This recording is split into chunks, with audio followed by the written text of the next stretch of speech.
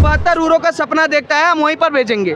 पर जो अब्दुल कलाम बनना चाहता है, जो वीर हमारे हामिद बनना चाहता है, वो देश के माथे पर है। पर ऐसे लोगों को नहीं, आरएसएस का विचार साफ सीधी बात है, अखंडता, विश्वास और संपन्न देश। इसके अलावा देश में पाकिस्तान का विरोध करते हुए मैंने कई हिंदुओं को देखा, कई सिखों को देखा, पर मैंने मुसलमानों को नहीं देखा। मैंने ये देखा कि पाकिस्तान के झंडे कहीं ना कहीं बुरखा में छुपाते हुए, भागते हुए बहुत देखे। भैया जी, जो इंसान नंगे पैर दौड़ता दौड़ता चला जाता है संभल के अंदर 5-5 लाख रुपए बांटने के लिए, जो पुलिस को पत्थर मारते हैं, जो नंगे पैर दौड़ता दौड़ता पहलगाम में सैयद शाह के घर पहुंच जाता है, उसको आज अहमदाबाद जाना नहीं सही लग रहा, उसके पैरों में मोच। 2013 के टाइम पर केदारनाथ में त्रासदी आई थी, आपको पता कितने टाइम बाद कांग्रेस की सरकार ने वहां पर बचाव कार्य स्टार्ट किया था? 7 दिन बाद स्टार्ट किया था। यहाँ पर विदिन 2 घंटे के अंदर अंदर एनडीआरएफ और सारी की सारी टीम पहुंची हुई थी। रेस्क्यू में भी बहुत सारी मदद करी है, तो उनको आप लोगों को क्या जवाब देना? मुझे लगता है कि आप जिसको कह रहे हैं कि आरएसएस के खिलाफ बोलता है, बहुत बड़ा वर्ग है, मैं ये बता देता हूँ, उसी वर्ग से आरएसएस राष्ट्रीय मुस्लिम मंच भी चलाती है। आप अगर ये बात कहना चाह रहे हैं तो आरएसएस 2 काम कर रही है। एक तरफ ये कहती है कि फला वर्ग खराब है, उसी वर्ग का राष्ट्रीय मुस्लिम मंच चलता है, जो बड़ी तादाद में राष्ट्रीय मुस्लिम मंच में मुस्लिम जुड़े हुए हैं, जो आरएसएस की बात करते हैं। तो आप किस राय पर हैं? आप क्या करना चाह रहे हैं? एक तरफ मुस्लिम भी आपके साथ जुड़ा है, आपके साथ हिंदू भी जुड़ा हुआ है, आप दोनों से क्या उम्मीद रखते हैं मैं समझ नहीं पा रहा हूँ। आप कैसा दूसरा संगठन चला रहे हैं मुस्लिमों का, अगर आपको ये लगता है कि ये वर्ग ही खराब है? देखिए भाई प्रॉब्लम समझ, उम्मीद ये करता है, आरएसएस उम्मीद ये करता है कि अब्दुल कलाम बने, ठीक है, बगदादी, अफजल कसाब, पत्थर मारने वाला ना बने, अगर बुरहान वानी ना बने। अगर वो पत्थरबाज बनता है तो हम उसको वो देश का नागरिक नहीं मानते। हमारा बस चलेगा तो उसको हम वहीं भेजेंगे जहाँ की वो सपने देख रहा है। मैं साफ सीधी बात बोलूँगा, पत्थर चलाने वाला, बम फोड़ने वाला जो 72 का सपना देखता है, साफ सीधी बात है, जो 72 ऊरों का सपना देखता है हम वहीं पर भेजेंगे।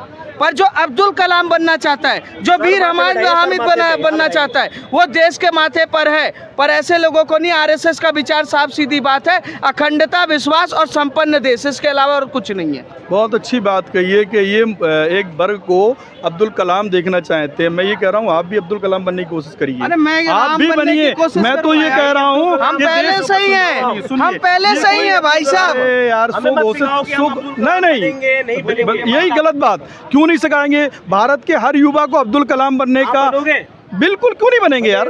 मेरी बात तो सुनिए। अच्छा, भारत के 4 बंदों के नाम बताओ जो आतंकवादी है। एक बात सुनिए, इसको जानबूझ के हिंदू मुस्लिम का एंगल दिया जा रहा है या फिर एक पर्टिकुलर कम्युनिटी खुद है जो जानबूझ के अपने आप पे ये ब्लेम ले रही है? देखो, मुझे लगता है कि देश में लोकतंत्र है, यहाँ कार्रवाई करने का पूरा अधिकार है अगर कोई व्यक्ति गलत है, लेकिन इसको जानबूझकर पॉलिटाइज किया जाता है।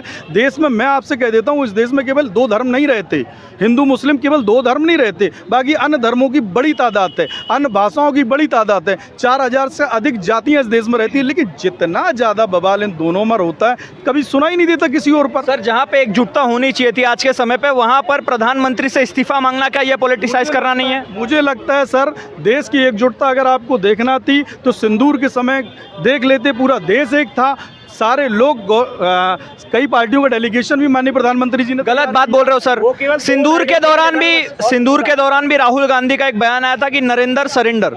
ये कैसा एकजुटता थी? ये मुझे लगता है कि ये जो बयान आया था ये उस समय आया है, जांच कर लीजिए। हाँ, ये अरे रुकिए तो भाई, एक तो बोलने नहीं दीजिए ना। मेरा कहना ये है कि आप टाइमिंग देख लीजिए कि ये बयान जब आया हुआ था, जब ये युद्ध समाप्त हो गया था, उसके बाद ही युद्ध था ये जो स्ट्राइक थी, युद्ध था, जो भी आप उसे संज्ञा दे दें, वो ये जब समाप्त हो गया तब उसके बाद उन्होंने पॉलिटिक्स करना चालू की। मैं यही कह रहा हूं कि कांग्रेस और भारतीय जनता पार्टी एक दूसरे के साथ रूरा कुश्ती खेल रहे हैं, इसमें देश का नुकसान है। ना तो मैं कांग्रेस का समर्थक हूं और ना भारतीय जनता पार्टी का हूं। इन्होंने बोला कि जब ऑपरेशन सिंदूर हो रहा था तो उससे पहले सारा देश एक साथ था। बिल्कुल साथ था देश एक साथ। मैं दिखाता हूँ आपको सर, इस देश में पाकिस्तान का विरोध करते हुए मैंने कई हिंदुओं को देखा, कई सिखों को देखा, पर मैंने मुसलमानों को नहीं देखा। मैंने ये देखा कि पाकिस्तान के झंडे कहीं ना कहीं बुरखा में छुपाते हुए, भागते हुए बहुत देखे। दूसरा सबसे बड़ा सवाल है,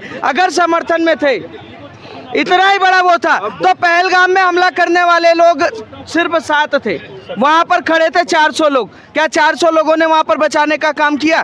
किसी ने बचाने का काम छोड़िए, वहां 4-4 हज़ार रुपए मांग रहे थे नीचे उतारने का। अगर ये आज हमारे देश के साथ है जब देश से ऑपरेशन सिंदूर करके आया तो हमारे देश में ही कांग्रेस पार्टी, उसके बाद कई लोग सबूत मांगने का काम कर रहे थे। विपक्ष के नेता पाकिस्तान में भी है, पाकिस्तान के विपक्ष के नेता ने पूछा कि कितने हमारे F-16 मरे, F-17 मरे, पर हमारा नेता पूछ रहा है कि वहाँ कितना, वो नहीं पूछ रहा, वो ये पूछ रहा है हमारा कितना नुकसान हुआ, वो ये पूछ रहा है राफेल कितने खत्म हो गए। सबसे बड़ी बात है कि हमारे विपक्ष की नेता की जिम्मेदारी देखने की सोचे। पॉलिटिक्स करना अच्छी बात है। जब तीनों लेवल के डीजीओ ने प्रेस कॉन्फ्रेंस किया, उन्होंने प्रेस कॉन्फ्रेंस में ब्रीफिंग दे दी, साफ साफ बोल दिया 22 तारीख का खेल हमने 22 मिनट में ख़त्म किया, जो हमारे टारगेट थे हम उस आतंकवादियों को ख़त्म करके आए। ठीक है, अगला हम जवाब देंगे अगर किसी भी तरीके से आतंकवादी हमला होता है। अभी हम इसको ऑपरेशन सिंदूर को जारी रखेंगे। तो जब सेना का अधिकारी ब्रीफिंग दे रहा है, उससे बड़ा प्रधानमंत्री है। सेना के ब्रीफिंग के बाद अगर देश का विपक्ष के नेता प्रधानमंत्री से सवाल पूछ रहा है तो इससे बढ़िया है कि उनको चुल्लू भर पानी में नाक रगड़ के डूब के मर जाना चाहिए, क्योंकि पाकिस्तान के विपक्ष के नेता ने नहीं पूछा, हमारे देश के नेता पूछते हैं। ये पॉलिटिक्स करना नहीं होता, ये साफ साफ देश के संग गद्दारी करना। क्या अहमदाबाद प्लेन क्रैश को पॉलिटिसाइज किया जा रहा है? बिल्कुल। और क्या किया जा रहा है? पीएम मोदी का इस्तीफा मांग करके उनके दुख की घड़ी में ना खड़े होकर के क्या किया जा रहा है? राजनीति खेली जा रही है। और ये इतने मतलब नंग स्तर के ऊपर आ गया, मुझे ऐसी भाषा का यूज़ नहीं करना चाहिए। लेकिन देख रहे हैं हम कि भैया जी, जो इंसान नंगे पैर दौड़ता दौड़ता चला जाता है संभल के अंदर 5-5 लाख रुपए बांटने के लिए, जो पुलिस को पत्थर मारते हैं, जो नंगे पैर दौड़ता दौड़ता पहलगाम में सैयद शाह के घर पहुंच जाता है, उसको आज अहमदाबाद जाना नहीं सही लग रहा। उसके पैरों में मोच आ गई क्या? सिर्फ एक टिप्पणी कर देना कि मेरे कार्यकर्ता वहाँ देख लेंगे और मैं बैठा हूँ घर के अंदर एसी कमरों के अंदर। वे क्या कर रहे हैं वहाँ जाकर? उनके साथ खड़े हुए प्रधानमंत्री का ये मांग करके इस्तीफा आप क्या साबित करना चाहते हैं? बहुत बड़े लीडर है, बहुत बड़े अपोजिशन के लीडर बन गए आप लोग। क्या बन गए आप लोग? सर, अगर कोई टेक्निकल फॉल्ट है तो विपक्ष तो सवाल उठाएगा ना। सर, टेक्निकल फॉल्ट है, जांच के बाद पता चलेगा ना। अभी तो प्लेन क्रैश हुआ, अभी तो बेचारे जो लोग उसमें से निकल रहे हैं उनकी अभी डीएनए जांच छोड़ी, उनकी अभी तक अस्पताल में ठीक से ट्रीटमेंट नहीं शुरू हुआ। जो लोग घायल हुए हैं और इन्होंने पहले ही आगे का सोच लिया, इन्होंने फ्यूचर डिसाइड कर लिया कि भाई नहीं, ये प्लेन क्रैश हुआ तो इसमें सरकार की नेग्लिजेंसी है। सरकार क्या कर रही थी? क्या मोदी जी पायलट बन के प्लेन उड़ा रहे थे या अमित शाह जी उड़ा रहे थे? बताइए, कौन उड़ा रहा था? ये तो जांच बताएगी ना किसकी गलती है, किसका फॉल्ट है। अगर राज्य सरकार का निकलता तो उस पर भी कार्रवाई होगी। देश है हमारा, संविधान से चलने वाला देश है, संविधान की धज्जियां उड़ा करके चलने वाला नहीं है। अगर इसके अंदर जो भी कल्प्रिट होगा, उसको दोषी होगा, उसको सजा मिलेगी। बताना चाहूंगा मैं, ये लोग सवाल पूछ रहे हैं प्रधानमंत्री को इस्तीफा देना चाहिए, गृह मंत्री को इस्तीफा देना चाहिए। जब भारत में 2013 के टाइम पर केदारनाथ में त्रासदी आई थी, आपको पता कितने टाइम बाद कांग्रेस की सरकार ने वहां पर बचाव कार्य स्टार्ट किया था? 7 दिन बाद स्टार्ट किया था। यहाँ पर विदिन 2 घंटे के अंदर अंदर एनडीआरएफ और सारी की सारी टीम पहुंची हुई थी और लगातार कार्रवाई और काम करने का स्टार्ट कर चुकी थी। आपको पता है जब केदारनाथ में लाशें निकाली जा रही थी, उस एजेंसी जो लाशें निकाल ली थी, उस समय कांग्रेस की सरकार ने जिस एजेंसी को ठेका दिया था वो रॉबर्ट वाड्रा की कंपनी थी, और 1 लाश निकालने का जो ठेका था, 1 लाश की जो कीमत थी वो 1 करोड़ रुपए से ज़्यादा थी। 1 करोड़ रुपए से ज़्यादा थी और 7 दिन के बाद पहुंचा था। अब बता देता हूँ 26/11 हुआ, कितने टाइम बाद पहुंचे थे आप लोग? जब देश में बड़े बड़े बाढ़ आए कितने टाइम पहुंचे थे? आज उत्तराखंड में टनल में जब लोग फंसे कितने टाइम में पहुंचे हम लोग? जब बाढ़ आता है वो केदारनाथ उत्तराखंड में तो कितने टाइम में पहुंचते? जब बिहार में हुआ और उसके बाद हर जगह होता, कितने टाइम में पहुंचती है सरकार? एक ब्रिज गिरता है, आज केंद्र सरकार इतनी ज़्यादा अवेयरनेस है कि 2 से 1.5 घंटे के अंदर अंदर कहीं से भी हो प्रधानमंत्री वहाँ खुद पहुँचते हैं और जायजा लेते हैं और सुरक्षा के साथ साथ काम करने का काम करते हैं। कभी हमने ये माहौल नहीं देखा कि कोई प्रधानमंत्री किसी गरीब के लिए सड़क पर आकर और वहाँ पर काम करे, 2-2, 3-3 घंटे के अंदर अंदर ये चीज़ें पहुँचाए। वहाँ तो एजेंसियां तय करते हैं। सही कह रहे हैं सर। भैया जो बात इन्होंने बोली है बस समझ लीजिए, और उसका जवाब इन्हीं की बात में मौजूद है। उस समय रॉबर्ट वाड्रा थे, जब कांग्रेस थी तो वो उद्योगपति थे, पूरा देश संभाल रहे थे, ठेका ले रहे थे। इस समय कौन है, इनसे पूछिए जरा। आज मैं बताता हूँ प्रधानमंत्री, सुनिए, अरे मैं बता रहा हूँ ना, आज प्रधानमंत्री मोदी ना ये नहीं देखते कौन से को कंपनी को ठेका देंगे, ये देंगे, वो बंद कर दिया है। आज एनडीआरएफ इतनी ज़्यादा मजबूत हो चुकी है ना कि एनडीआरएफ को किसी भी तरीके से किसी एजेंसी की जरूरत नहीं पड़ती। आप पता है किस एजेंसी की बात कर रहे हैं? सुनिए, मैं बता रहा हूँ, सुन लीजिए। अरे तो आपकी गूदे में दम, आप बना लीजिए, बनिए ना आप अडानी, आप बनिए अंबानी। अब अंबानी और अडानी की बात कर रहे हैं, इसके अलावा किसकी बात नहीं कर रहे? अंबानी और अडानी नरेंद्र मोदी ने पैदा किया था।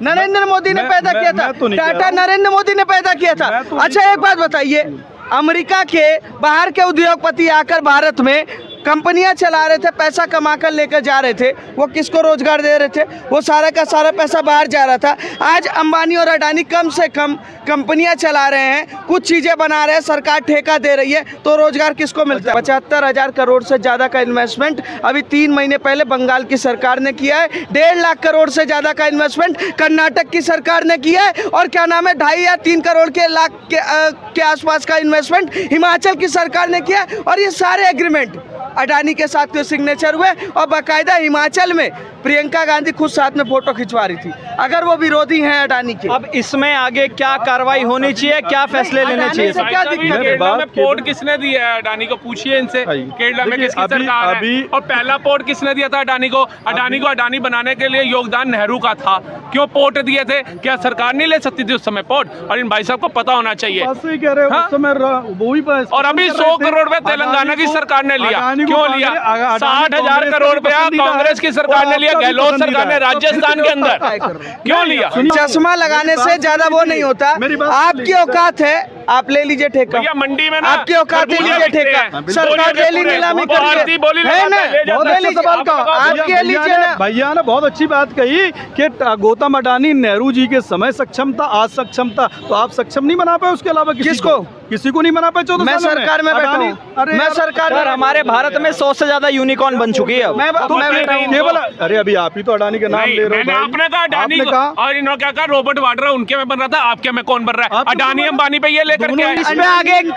इस पे आगे क्या कार्रवाई होनी चाहिए? भैया ये कह रहे हैं कि जो एयर इंडिया वाला मामला सामने आया है, जो क्रैश हुआ है, उस पर आप क्या कहना चाहते हैं? गवर्नमेंट की तरफ से बता दीजिए ना जनता। हमारी तरफ से है, जांच तैयारी चल रही है और जांच के बाद जो भी आएगा उसके सरकार काम करेगी। ठीक है, उसके अलावा क्या सारे जितने भी एयर इंडिया के वो हैं उसकी जांच कर रहे हैं और सरकार लगातार वो कर रही है। सरकार ने आश्वासन दिया है कि अगली ऐसी कार्रवाई ना हो, हादसा ना हो, उसके लिए हम पूरी तरीके से काम करेंगे। सरकार ने जिम्मेदारी ली है किसकी जिम्मेदारी ली? कि जो हादसा हुई है, जो घटना हुई है, उसकी पूरी जिम्मेदारी लेते हैं। बखूबी सरकार ने जिम्मेदारी ली है।